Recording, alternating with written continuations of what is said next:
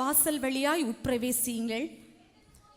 கேட்டுக்கு போகிற வாசல் விரிவும் வழி விசாலமுமாய் இருக்கிறது, அதன் வழியாய் பிரவேசிக்கிறவர்கள் அநேகர். அடுத்த வசனமோ, ஜீவனுக்கு போகிற வாசல் இடுக்கமும் வழி நெருக்கமுமாய் இருக்கிறது, அதை கண்டுபிடிக்கிறவர்கள் சிலர்.